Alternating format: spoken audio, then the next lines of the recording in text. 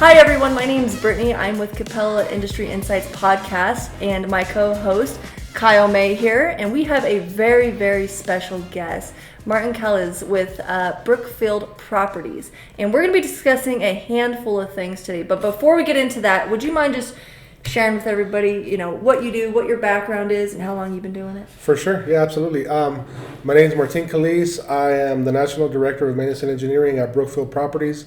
I've been with them. I started in May 2019, right before the pandemic, and just kind of been growing and kind of expanding my knowledge and roles through that company. I was born and raised in Orange County, California. Okay. Back, I don't even want to say the year, but back in the day, and born and raised there.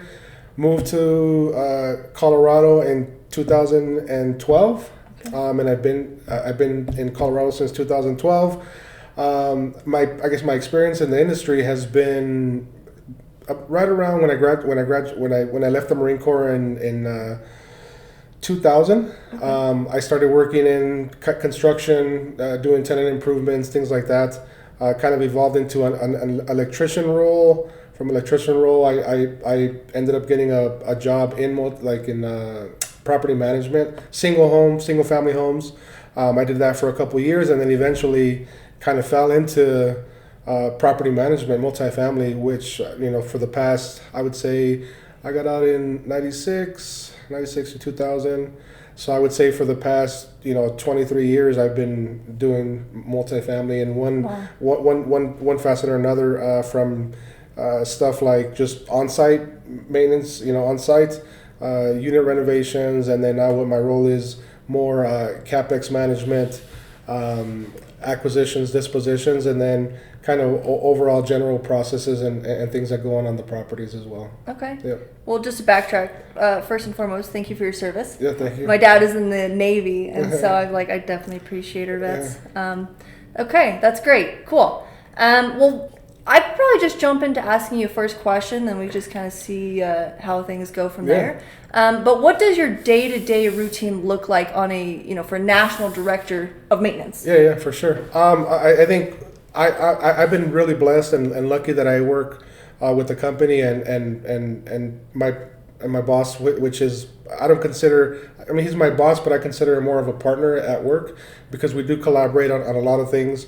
When it comes to the day-to-day, my day-to-day, I work remotely. Okay. So which has been completely different to what I was used to, and I think the pandemic kind of dictated a lot of that, a lot of those changes, right? Where people were used to going into an office, right, and you would get in at 8:00, leave at 5. Mm-hmm.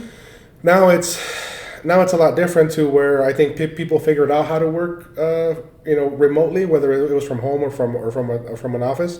So my day-to-day starts, obviously in the morning with some good coffee, and then obviously getting into my emails. There's, like I mentioned, my partnership with my boss and my team and our team. It's really collaborative, right? So I think my day-to-day is different, which is probably why I love what I do, because I don't go into the office and do the same thing every day, right? There's always something different. There's always different needs that our company has, right? And I think trying to prioritize those needs is I think where my first thoughts come, every day. So kind of prioritizing my day, obviously checking emails, making sure that I directly have a few different regions that I'm directly responsible for. Which regions are those? It would be Tennessee, Dallas, Houston, and then we had Denver, which we're currently doing some stuff here in Denver. But those are directly tied to me. And then, but then I also support the rest of the country on anything else again related to CapEx, acquisitions, disposition, things like that.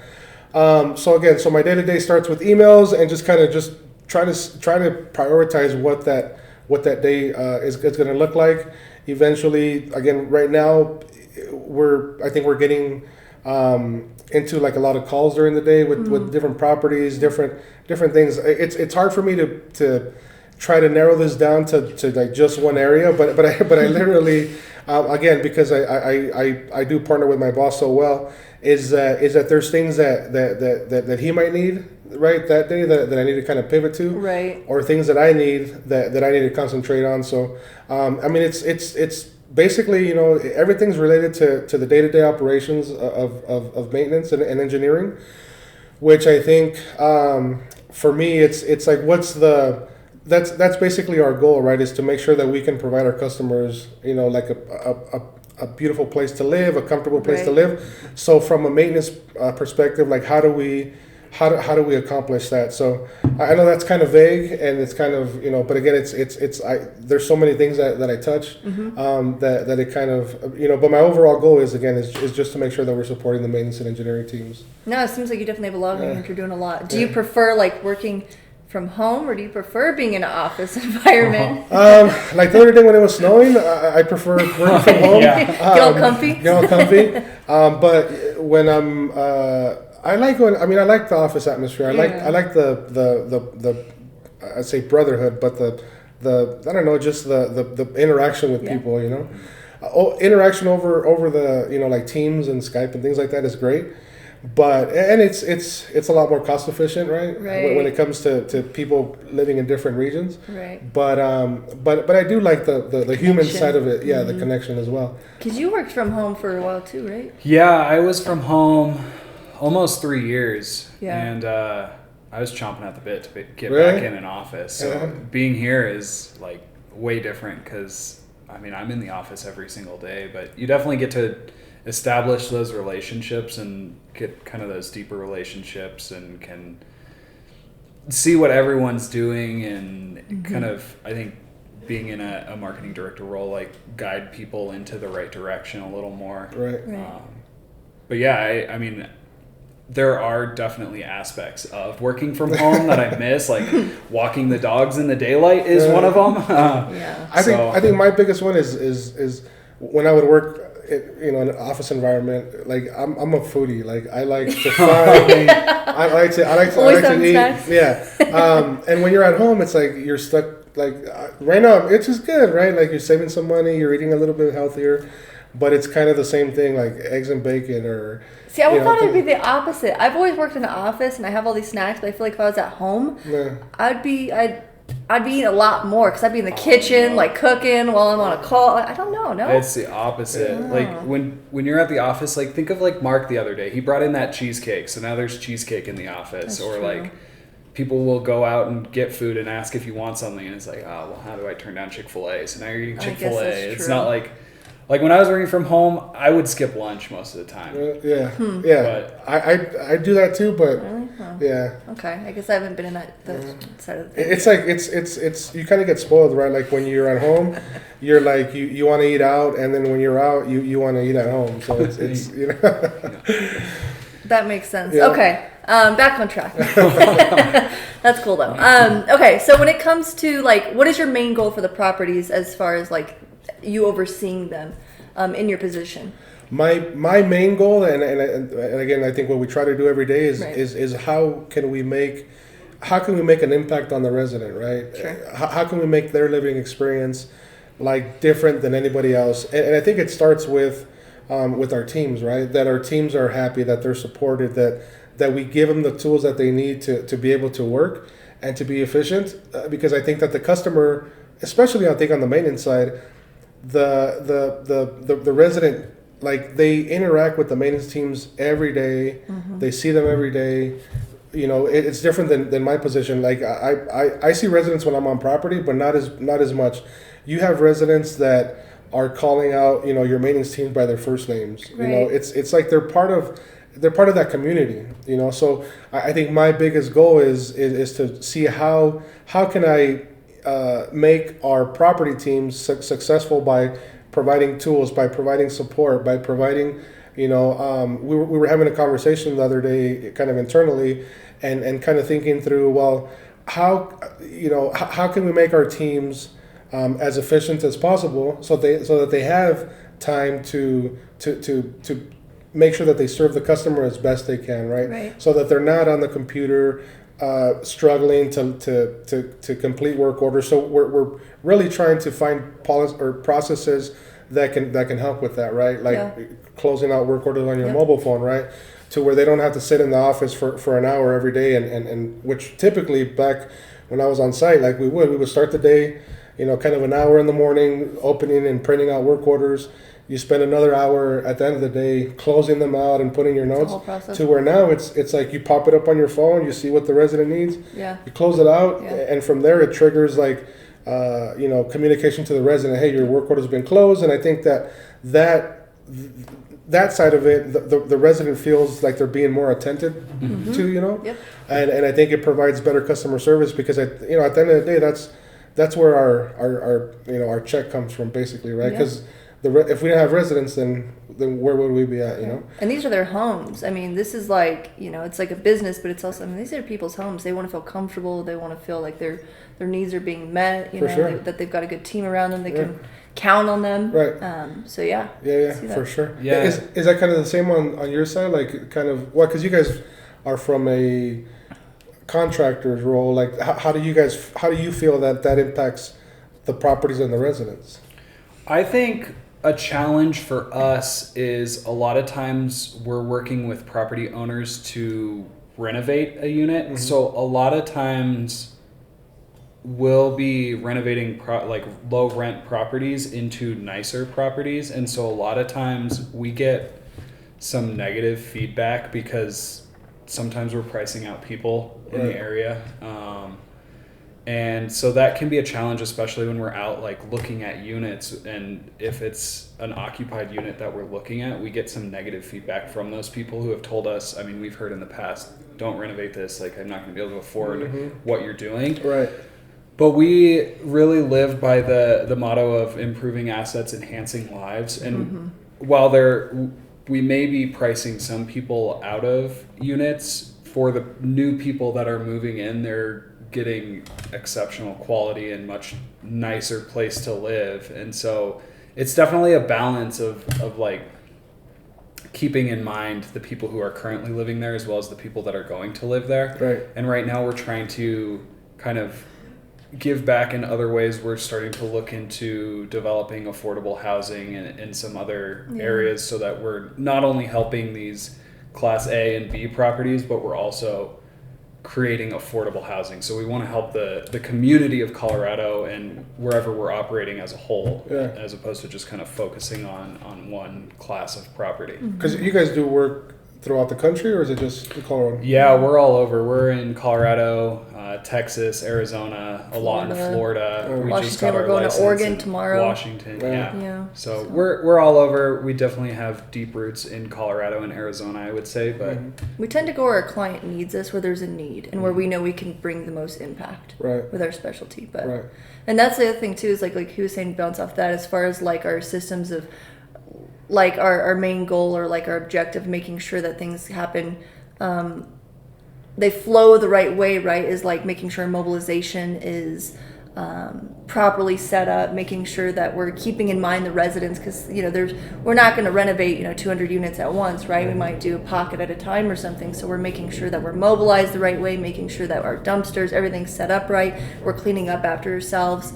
And I think the most important thing is our subcontractors, because that makes or breaks us. So making sure that they understand like what our motto is, enhancing lives, which we really take to heart. So it's like, if you're coming into an environment where this is their home, you have to treat it with respect. And so making sure that our subcontractors are going in there and representing us properly as if it was their own. Right. And so we try to keep that same culture, especially when we partner with people that allow us to do those jobs. We want to make sure that as a whole, our culture, our beliefs, everything that we're doing, we're all moving in the same direction. Right. Yeah, that makes sense. And we're not just in multifamily, we also operate a lot in senior living, and that's a whole different beast. animal. I mean, for that, you really have to take care of residents. Not that we don't take care of the residents in multifamily, but with senior living, they're there all the time. They hear everything that's happening. They're more sensitive to the dust. You can't leave your tools lying around, that kind of stuff. So it's really important for us on senior living that our subcontractors understand where they're working in the, I mean, especially like assisted living, memory care. If you leave a power tool lying around, it's really dangerous if a memory care person gets a hold of like a circular saw that's just out in the hallway. So I toured a senior living community once, I think it was right before COVID or something, and I was amazed at how close like just the community is. Yeah. I was touring with the manager, and the manager is, hey, Mr. This, and hey, Mr. And we must have gone through, and she knew everybody's name. Yep. yeah, Right? We've volunteered at a few events, and it's like, and there's some of these places have, you know, hundreds and hundreds of people, and they know everybody. It's a close community, and it's because, like, again, these are people's homes, and in those environments, people are getting older and they need more care. But it's like just the care that the people that are working there give into them. Yeah. They see a lot more than a paycheck, which is really rewarding for us, or at least for me, to see that, and just to see the impact that, you know, when we're sitting at a table with some elderly people and we're like playing games and doing stuff, they're just so interactive, and it's like, it's just amazing to see that they've taken the initiative to really bring an impact into their older years. Yeah, you know, for sure. Yeah. But kind of get back on track. But I go on a tangent when it comes to that. It's life changing. Yeah. But how much say do you have over like your CapEx projects and your annual budget planning?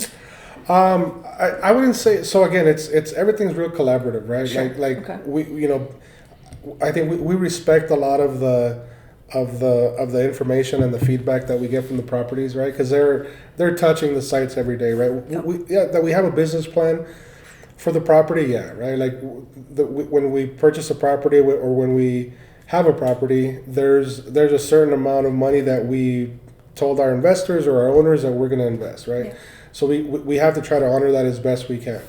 But with that also comes the day-to-day things that break on the property, the day-to-day things that get worn out on the property. So I think looking at it from that perspective is to kind of tie it back is really collaborating with the sites, right? Collaborating with my boss, collaborating with the other regional engineers in our company, because I say this, and I must have told this to Dina like 100 times when. We haven't done a lot of work, or we haven't done any work with you guys yet, but we're hoping to someday do something. That I'm not going to go into a property and just because, you know, like I'm not going to spend something on a property, like spend money on a property, if like I wouldn't do it at my house, right? So right. Like if somebody, if like, oh well, we can't fix just an example, if we can't fix the boiler, right? Well, just because like we're not just going to give up and say, well, replace it, right? Because I wouldn't do that at my house, right? I wouldn't just open up a checkbook and write a $50,000 check for a boiler, right? So I think having that mentality has really helped me kind of from a different perspective, from a even though it's not my money, but from an owner's perspective, right? Like it's a team. It's a team, right? Like that they can feel that they're in good hands. And I think my reputation has gotten me to where it is today because of that thought process, right? Because I don't just pick the first vendor that comes out, or I don't just replace to replace, right? But as far as to say, I think I would say it's probably more collaborative than anything else that we can get, you know, our marketing team involved, our renovation team involved, our regional engineering, our on-site, and really make sure that we're making the best decision for the property. And like I can't, like I don't feel like well I approve or disapprove projects. No, it's more of a collaborative thing. Yeah. Oh. Okay.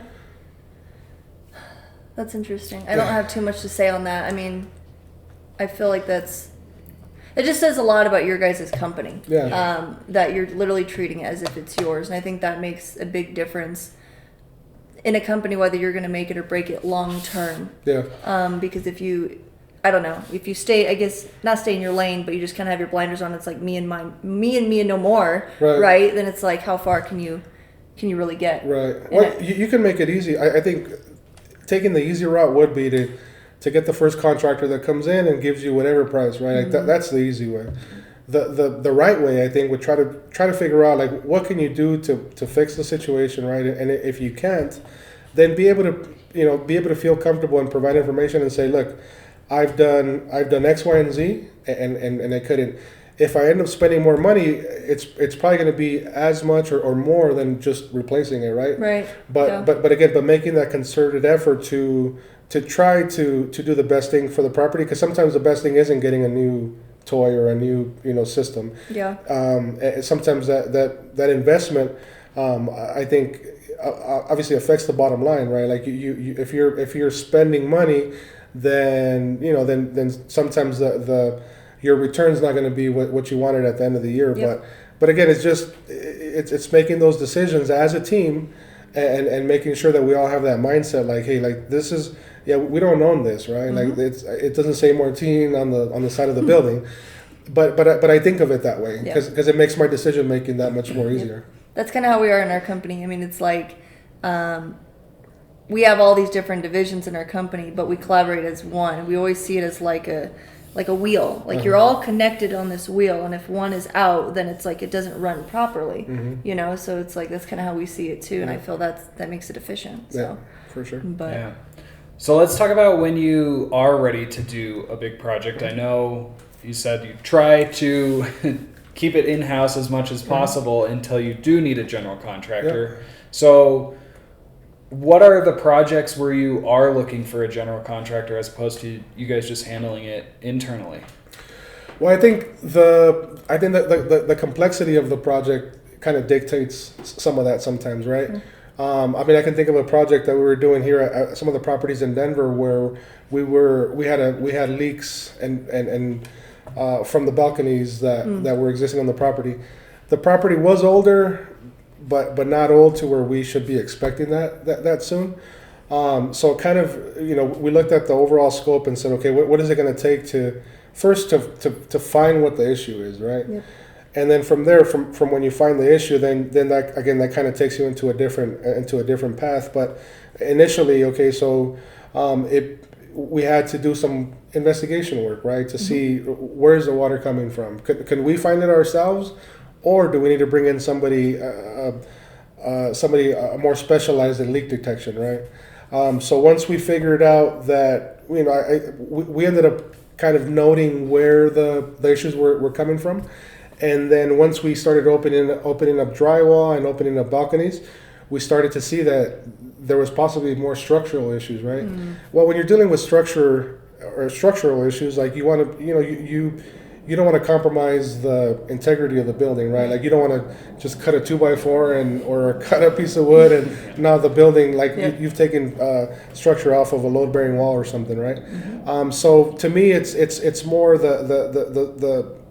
the complexity of the scope determines that, because again, our guys are not licensed engineers, right? So if we're doing a project such as this balcony repair, like I can't sign off to the city and say that that I've inspected it and that it's good now. Right. Like we need a licensed engineer to come in and do that for us. So I think to answer your question, it's more the complexity of the scope which kind of dictates if we engage a contractor or not. Right. Yeah. Great.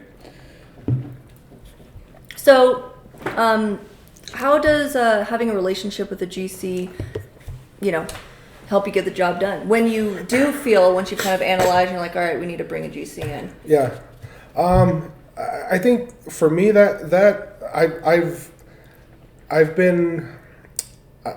I've had exposure to a lot of different contractors, right? Sure. I mean, there's contractors that say they're contractors, but they're not contractors. They're like two guys in a truck. They're like two guys in a truck, right? But I think for me, the most important thing, even if it's the two guys in the truck, it's the trust, right? It's if you're going to tell me that you're going to do something for a certain price, and we agree on that, then that's what I expect back. Yeah.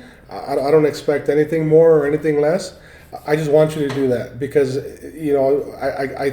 we like to be as thorough as we can in up front to make sure that we can develop a scope that is detailed out as best we can to complete the job, but also thinking in like how it's going to impact the resident, right? So when you're, say for example, right, when you're doing a bunch of concrete replacement and you end up doing concrete replacement like in front of somebody's garage, like you want to make sure that that's communicated to the resident, because if they show up and there's a big old hole in front of their garage, they can't get in.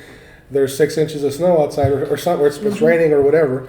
Then you want to make sure that you don't impact the resident in a negative way, right? So you want to have contractors that are knowledgeable, contractors like you just mentioned earlier, where you guys are thinking about how your renovation is affecting the community, right? So I think that for me, it's that simple. It's building a relationship with the contractor that I can trust, and making sure that whatever we agree that we're gonna do, we do. Yep. The other thing I think is having not just one, but having several contractors to make sure that we can stay competitive, right? That I think that's important too, right? That we're not just using the same person, and I've had situations where companies have use the same contractor, and sometimes like you start seeing the prices kind of creep up because the contractor's comfortable and they're like, well, I have a good relationship, I'm gonna get this job, so I'll tack on a little bit more. So having trustworthy contractors, competent contractors, and then again have several that you can I would say kind of rotate through and make sure that everybody stays honest with their pricing. Right, yeah, because you don't want to put all your eggs in one basket, because what if, they're busy and you need to use somebody else, or what if, they drop a ball, or you just don't want to have your back against the wall. Right. So. Right, and we have policies in place where if it's a certain amount, we have to get 3 bids. If the complexity is a certain way, we would feel comfortable, or we would feel more comfortable getting 3 bids. So I think that those things is kind of help with having that pool of vendors. But at the end of the day, if you can't trust somebody, then you can't work with them. I think, right? I think that's a common thread. Because I mean, talk to a lot of people, and it's like, numbers are important, right? We all have budgets to hit. We all want to make money, stuff like that. But it all comes down to relationship, right? And that comes down to trust. That comes down to, do you have integrity and character? At least for me, it's like that's a high standard I hold in my personal life, and I feel like how you do one thing is how you do everything, and that's in business, that's in your personal life, that's in everything. And so I've definitely noticed that common thread of people are like, money's important. Obviously, we want to get our numbers, but we also care about how do you carry yourself. And how is this relationship going to work out? Because I'm like, if you can't trust the person, then what do you got? Well, and I think you end up saving money when you can trust someone as well. Because up front, if you're getting a bid and it's someone you can trust, you're probably going to have fewer change orders in the future, because they're going to give you a complete bid versus trying to get the lowest number. And then there's the aspect of managing the contractor that you're working with, and it costs money to have someone out there looking at the work that's being done. You want to be able to trust the person you're working with and have a scope of work outlined at the beginning, and just come in for a punch walk at the end and have a short punch list, as opposed to constantly micromanaging your general contractor, whoever's on your job sites. So I think when you think of a general contractor, and typically, like, we wouldn't engage, like, if it's a plumbing specific project, or if it's an electrical specific project, or drywall whatever it is, like and that goes back to the complexity of the work, right? Like, if it just involves one trade and it's not that crazy of a scope, then you engage that specialty, right? When there's different that there's plumbing involved, that there's electrical involved, that there's structure involved, then you number one, you probably want to bring in somebody that can manage those trades, right? But making sure that they're competent, that they know what they're doing, and that they're as detailed as possible on the front end to avoid change orders. The last thing I like, and I think I take it more personal, that when I have a change order, like, it was because something I missed, right? So I take that more personal, and kind of overseeing it. And if it happens once, it's going to happen, right? Like, we're not perfect, right? But I do like to learn from those things and see how can I make sure that it doesn't happen again. And with the years I've been lucky to be in this business, I've had some experiences where I try not to make the same mistakes twice because it costs. Again, yeah, it's not my money, but it's somebody's money, and I don't like to play with people's money. When I was you were saying about how you carry yourself, right? So when I was in the service, I remember my drill instructor would tell us all the time, like when you're walking from somewhere, right? Like even if you're walking from, I don't know, we would have they called it chow, but we would have lunch and then head back to the barracks. Sometimes we would go by ourselves. And he would say, like, whenever you're walking somewhere, like, walk like you have a purpose, right? I love like, the last thing somebody, like, you're, like, kind of just like, well, no, like... Shoulders back, head high. Yeah, like, walk like you have a purpose, right? And so when I'm dealing with people, for some reason, that's the reason, but I was looking at, like... will do that to you. like, how is this guy, like, how is he carrying himself, right? Like, if he's walking up and he's, like, he's looking for his pen and he's, like, he's trying to find his glasses. I'm like, I could see where this is, we're going to get 10 change orders just, here. That's a good point. But just, again, and you don't have to have the fanciest truck. You don't have to have the big name on the truck. No, man, it's just, like, carry yourself well. Do what you say you're going to do, and everything else will work out. Yep. Yeah. I love that. That's a good analogy and good way to put it. That's awesome. Walk like you got a purpose. Yeah. I feel like I've heard that from somewhere. I don't know where I heard that, but... Yeah, he told us a lot of other things, but I don't know. I'm sure he did. He called us a lot of other names too, but that was one good thing that I took away from that. So I think that when I heard that, gosh, I can't remember the gentleman's name. He was, I think he was a Navy SEAL, but he was the one who made like he did a talk, and he pretty much said, you need to make your bed every day, and that was like you know what I'm talking about? He was, I think he was, I don't know if he was speaking to a college. Yeah. He was an officer in the Navy, I believe. Yeah. And he might have been a Navy SEAL. Yeah, I think he was a SEAL. And he just said, when you start your day, like, start it making your bed. Yep. People don't understand the power of that. I make my bed not because of that speech, because of my wife. Oh, you're forced to. Yeah. You put all the clothes on, take all the clothes off. She leaves to work like at 5 in the morning. So, I do it. But that's a different story. So. I guess that's true. Yeah. Happy wife. But that is a good speech. Have you listened to the whole thing? I have. Yeah. It's powerful. It's motivating. It's powerful. Yeah. It's simple. Yep. It's like... But it can literally make such a huge difference. Oh, for sure. People don't understand the little things add up. Mm-hmm. Yeah. And in business, too. So. Yeah, for Cool. sure.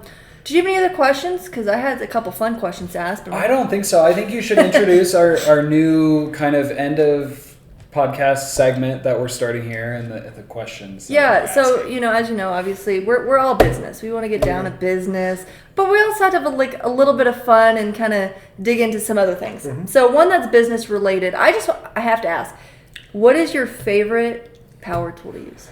My favorite power tool? And what did you use it for recently? Yeah. You know what? I like welding a lot for some reason. Yeah. Okay. So a couple years ago, I bought myself a stick welder. Oh, wow. And I just love because it's hard to weld. Yeah. Right? But I love the finished look when you complete a weld, and you see how the shape that the weld takes. To me, that being able to and I wouldn't say perfect it because I haven't perfected it, but being able to make it look somewhat decent. Okay. I think is great. That might be like a part tool that I don't use every day, but I think that's one that I. What did you use recently? That recently. Even if it's something small. I mean, I think my level is always like the thing that I think and it's not power, right? So I think again I'm going away from that. It's okay. It's okay. But you know what's cool though? It's I do have a power tool. Is I bought back when I moved here, I bought a set of like impact tools. Okay. So now when I'm when I'm rotating the tires of my wife's car, I feel like I'm in like a NASCAR. Like, How fast can I go? Yeah, because I'm like you're going fast, so that's cool. Is it pneumatic? It's pneumatic, yeah. Nice. So you get the nice sound out of it too. Oh, it's loud. It's like you feel like you're like Days of Thunder, you know? Like, my dad has that, and he's trying to teach because he works on cars all day, so I'm like trying to get in there and do it. Yeah. Well, this is our first time asking that. So, Brittany, what's your favorite power tool? I know you're not as hands-on with the power tools anymore now that I have a construction background, but I did like flooring and abatement. I'm really good with a hammer, sledgehammer. I think I know it's not a power tool. I don't say a sledgehammer. I just like to break stuff. Mm-hmm. Yeah. I have a lot of experience with tearing down stuff. People pay to do that. Yeah, you know what? Right? Yeah, or you. Yeah. Yeah, we could open one of those rooms where you like smash The stuff rage back room. here. Is that what it's called? Rage room. Yeah, you can like just smash. I don't know. I like to smash stuff. So Okay. it's not really a power tool. Maybe a drill, I guess. I don't know. Mm-hmm. But Do you have issues like? you know, Martin. I'm working through things. I'm human. We all do. So Sometimes we all need to just yeah. like smash something with a hammer, It's right? just for sure. fun to Yeah. see things break. What about you, Kyle? Yeah. You know, this is if you want to sponsor us, Saw Stop. I do miss my college shop had a 8-foot table saw that you could run a whole sheet by yourself, and it was a saw stop. So if you cut your finger, because we had college kids that didn't know what they were doing, Right.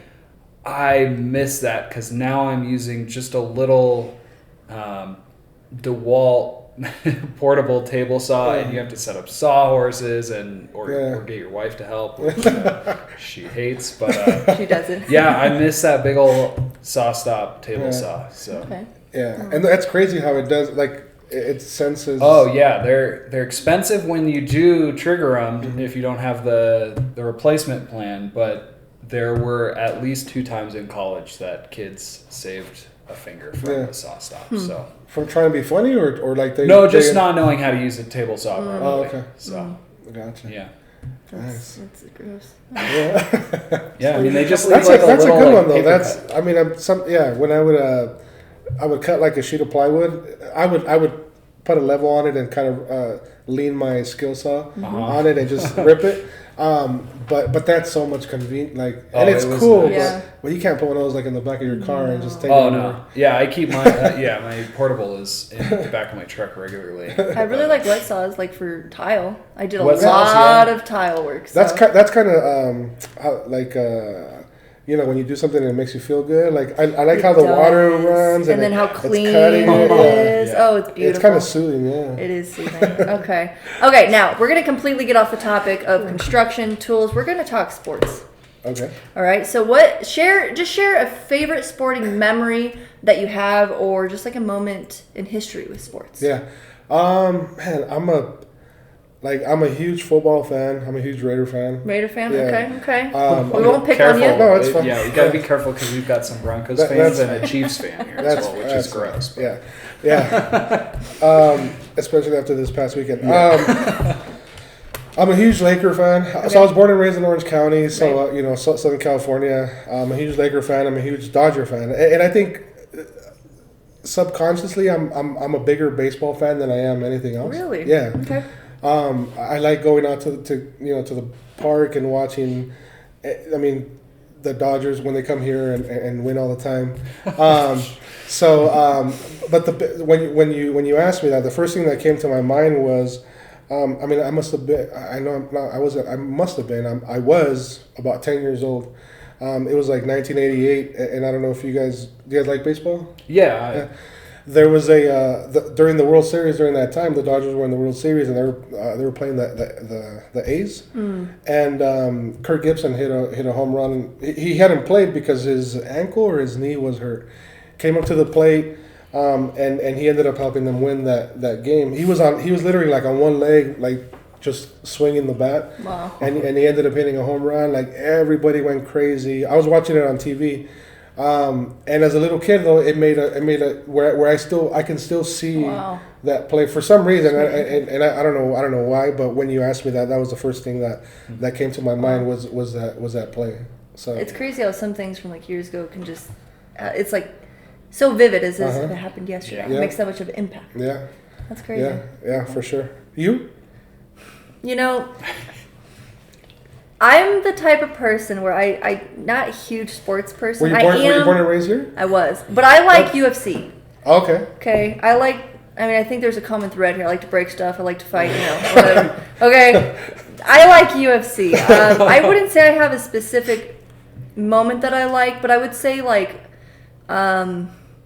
as far as a fight that I've seen, but I think one of the most impactful moments for me was when I used to train up at a 303 training center I don't know if you guys heard. It's a MMA gym, but Rose, she's a fighter. I don't know if you guys know who that is. She's like the bald-headed girl, and she's short and whatever. Anyways, her husband was the one training me, and I had no idea. They're professional UFC, like they're in the UFC. And that was a very impactful moment for me because of the way that he was training. Really what he said is, if you don't hit the bag, get out of my gym.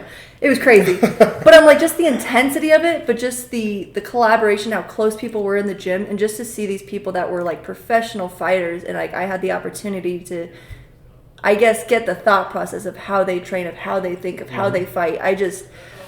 That impacted me because at that time, this was a few years ago, you know, I was just trying to work on my patience and all these things, and just to see how they use the sport to really control themselves in a really big way, like mentally. I don't know. Yeah. It was a big impact for me. It's crazy because I was watching a video, and you're talking about like intensity. I think at that level, it's you're born with it. You know when to turn it on. Like, you know, you have to turn it on. I was watching a video, I believe it was like the UConn girls basketball coach that was talking to the players, and he was saying that, and he was real calm. He wasn't yelling or nothing, but he was telling them how, and like intensity, like they don't need to coach that, right? Like you either have it or you don't. Yep. And he said, and they pick players that know that they have that, so that when it comes to it, all their coaching is really game plan and technique and things like that. But there's certain people that just know when to turn it on, and that's actually cool because I think that impacts like at your work too, right? Like you again, and carry how walk like you have a purpose and all that stuff. I think the way like you need to be a little intense at work, right, to make sure that you can. And not like like just breaking stuff, right? But focus, right? And really, again, I've been lucky that I've been in this industry for a long time, and I love what I do. Anybody that asks me, if we start talking about work, like I'll talk to you about work all day. Talk to you about sports, talk to you about everything, but work because that's something that I do every day, all the time. So, but that's a good one. How about you? I have one that you may like. I have a lot of sports stories. But my dad and I used to have season tickets. This was back in like the Mellow era to the Nuggets. Okay. And is this where you guys almost fought people? It is. Yeah. Oh gosh. Yeah.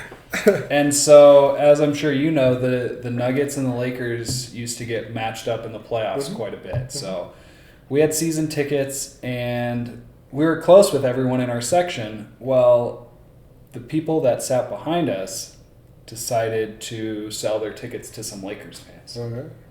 And so it was a Game 5, Game 6 situation, really tight series, and the people sitting behind us, these Laker fans that bought the tickets, had a Kobe MVP sign. And at the time, I've got to be like 11 or 12 years old, and they're just screaming and hollering the entire game, shouting Kobe MVP, and it was in our house. And my dad leans over to me during a commercial break and says, "You should rip their sign up." 11, 12, young, impressionable, will do whatever my dad says at the time. So I stand up and I grab this sign, and I tear it in half and throw it in the air. And these two guys were ready to just beat the crap out of me and my dad. They were shouting, screaming.